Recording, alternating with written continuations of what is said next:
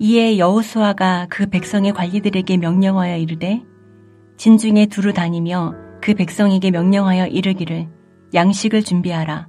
사흘 안에 너희가 이 요단을 건너 너희의 하나님 여호와께서 너희에게 주사 차지하게 하시는 땅을 차지하기 위하여 들어갈 것임이니라 하라. 여호수아가 또 르우벤 지파와 갓 지파와 므낫세 반 지파에게 말하여 이르되 여호와의 종 모세가 너희에게 명령하여 이르기를 너희의 하나님 여호와께서 너희에게 안식을 주시며 이 땅을 너희에게 주시리라 하였나니 너희는 그 말을 기억하라.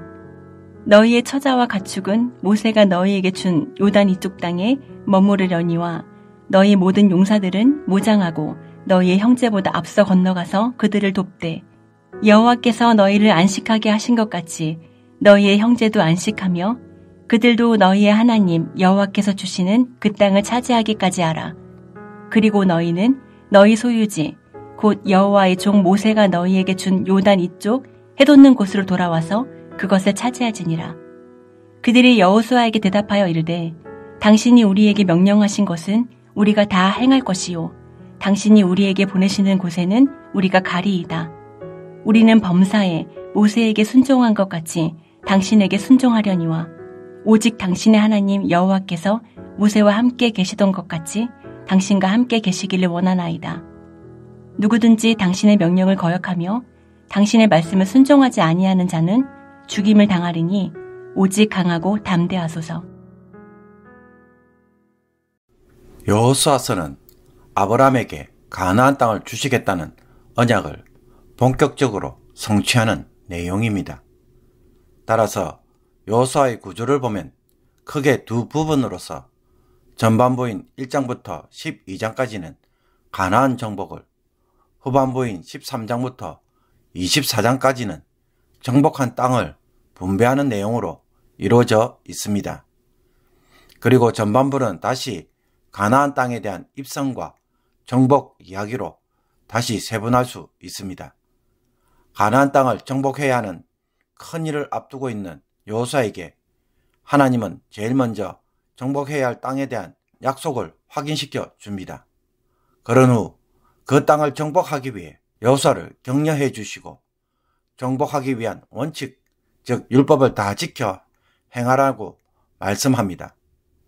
오늘 본문에서는 하나님의 약속의 말씀과 명령을 받은 여호수아가 약속의 땅을 향해 나아가라는 하나님의 명령에 여호수아는 지체하지 않고 바로 순종합니다. 이런 순종의 모습은 사흘 안에 요단강을 건너갈 것이라고 말하는 것에서 쉽게 발견합니다. 그러니 양식을 준비하라는 것입니다. 너희 하나님 여호와께서 너희에게 주사 차지하게 하시는 땅을 차지하기 위하여 들어갈 것임이니라 라고 가나안 땅에 대한 하나님의 말씀을 그대로 전달합니다. 여호수아는 하나님이 말씀하신 것에 대하여 있는 그대로 순종하고 자신의 감정이나 판단을 개입시키지 않습니다.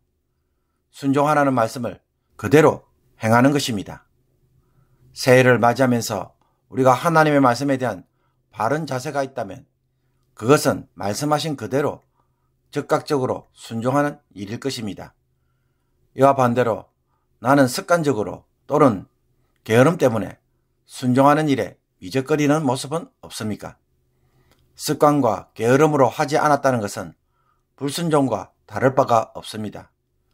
마음은 있었지만 행하지 못했다는 것은 어쩌면 습관성 불순종이 되어서 자기 스스로 속이는 신앙생활을 할 가능성이 매우 높습니다. 올해는 즉각적으로 순종하겠다는 마음으로 말씀 묵상의 삶을 살기를 원합니다. 백성들의 관리들에게 하나님의 말씀을 전한 여호수아는 이제 르우벤 지파와 갓 지파, 므낫세 반 지파들을 따로 불러서 명령합니다. 과거 모세가 이들 세 지파들에게 명령하였던 것을 기억하고 그것을 행하라는 것이었습니다. 이스라엘 지파들이 요단 동편에 있을 때 요단 서편의 그 땅을 정복하여 하나님의 선물로 받았습니다. 이때 르우벤 지파와 갓 지파 그리고 므낫세 반쪽 지파는 요단 동편의 땅을 자신들의 기업으로 받기를 원했습니다. 그러나 이것은 약속의 땅 밖에 있었고 무엇보다 그들이 먼저 기업을 받으면 요단 서편에 가나안 땅을 정복하는 일에 무관심하거나 참여하지 않을 가능성이 높았습니다. 또한 요단 서편을 정복하려는 나머지 지파들의 사기를 현저하게 떨어뜨리는 일입니다. 이에 모세는 거절하였지만 그들이 거듭 요청하면서 자신들이 앞장서서 다른 지파와 함께 정복 전쟁을 치르고 그 후에 자신들의 기업으로 돌아가겠다고 제안을 하였습니다. 모세는 이 제안을 받아들인 후에 그들에게 요단 동편의 땅을 분배하였습니다. 여호수아는 이 약속을 충실하게 지킬 것을 요구하면서 너희 모든 용사들은 무장하고 너희 형제보다 앞서 건너가서 그들을 도우며 형제들이 안식하기까지 그 땅을 차지하는 일에 힘쓰고 그런 후에 요단 동쪽의 땅을 차지하라고 명령합니다. 형제들이 안식을 누려야 요단 동편의 땅에도 안식이 찾아올 수 있기 때문입니다. 오늘날 교회 성도들의 신앙생활을 보면 개인주의적인 성향을 많이 보여줍니다. 신앙생활은 각자의 몫이고 책임이기에 서로 간섭하지 말고 알아서 할 일로 취급하는 것입니다. 그러나 신앙생활은 개인적인 측면도 있을 뿐만 아니라 공동체적인 모습도 함께 있습니다.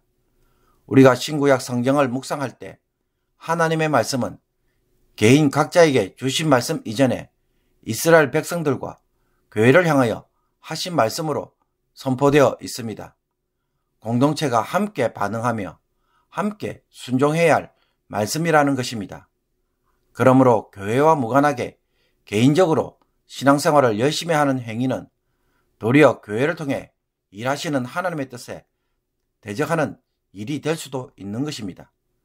다른 형제들도 안식을 누릴 때까지 함께 말씀에 순종하는 삶이 필요한 것입니다.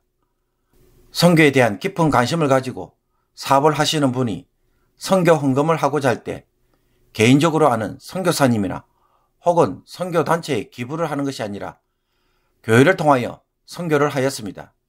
교회가 검증된 선교사나 혹은 단체에 후원을 하도록 교회에 헌금을 한 것입니다. 나 혼자만의 선교적 열심과 헌신으로 끝나는 것이 아니라 교회의 사역과 이를 통해 교회가 선교에 더 관심을 가지도록 애를 쓴 것입니다. 이것이 교회가 볼 때 바람직한 선교 헌신이라고 말할 수 있습니다.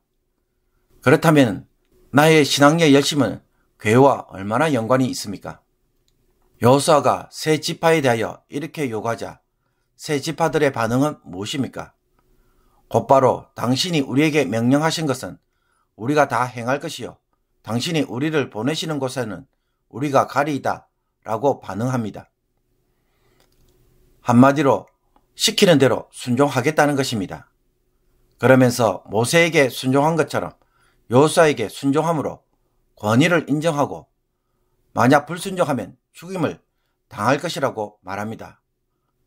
그러니 아무 걱정하지 말고 오직 강하고 담대하소서 라고 여호수아를 도리어 격려합니다. 세 지파들이 이렇게 적극적으로 순종하고 처음부터 여호수아의 권위를 인정하므로 가나안 정복 전쟁의 이야기가 시작됩니다. 이처럼 하나님의 역사는 자신들의 생각과 방식을 주장하는 것이 아니라 모세가 없음에도 불구하고 하나님이 세우신 권위를 따라 순종할 때 성취되져 가는 것입니다. 교회 안에서는 교회의 일을 하도록 세워진 직분들이 있고 권위들이 있습니다. 직분이 있다는 것은 일을 하기 위한 질서들이 있고 그에 따른 권한과 책임들이 있습니다.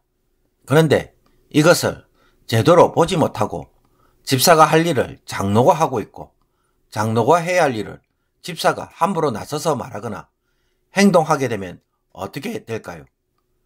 교회 안에서 질서를 따라 직분에 따라 각자의 역할을 하게 되면 교회는 늘 평안합니다.